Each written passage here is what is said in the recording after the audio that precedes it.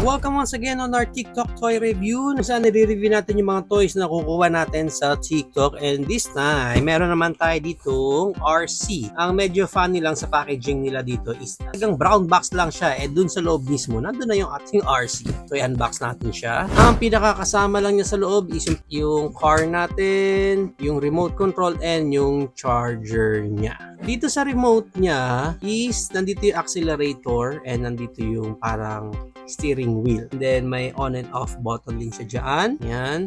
And yung pinaka-battery nito, check natin anong need natin. Dalawang AA na battery. Okay. Overall, yung remote niya, magaan lang yung remote niya. Actually, parang yung plastic niya, manipis lang yung ginamit sa kanya. But still, maayos naman and okay naman yung grip sa kamay ninyo. Let's move along na dito sa ating pinaka racing car and check muna natin yung details niya. Ang ganda naman yung details. Ayan. Okay, may sticker pa siya dyan sa likod. Ganyan naman yung tsura niyan. Ayan, sa ilalim. Okay, sa side. And yung gulong niya is rubber na. Pero, ano lang, medyo empty sa loob yung rubber niya. Hindi siya yung buong gulong is rubber.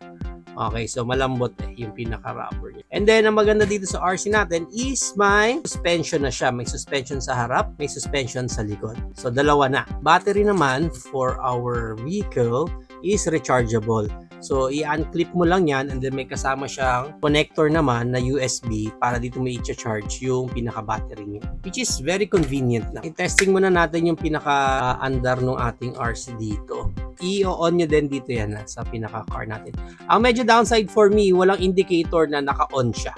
Walang light even sa remote niya. So, double check nyo na lang. Baka mamaya kasi masayang yung battery niyo, naka-turn on pala yung sasakyan or itong remote na hindi nyo ginagamit. So, make sure nyo na lang, double check nyo na lang. Okay, so pag pareho nang naka-turn on, yung wheels natin, yan, yung left, yun yung right. Okay, gumagalaw naman.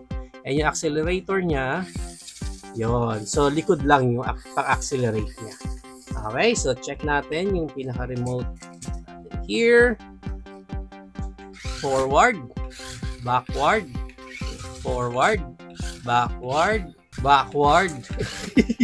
Nandito na si Gandalf. Nakasakay na si Gandalf dun sa ating sasakyan. Ayan, nandyan si Gandalf. You shall not pass!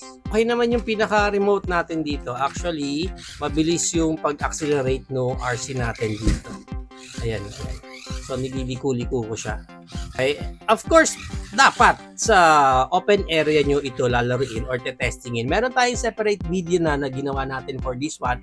And super cool talaga yung feature ng RC na to. And ang bilis niya talaga. Mabilis siya.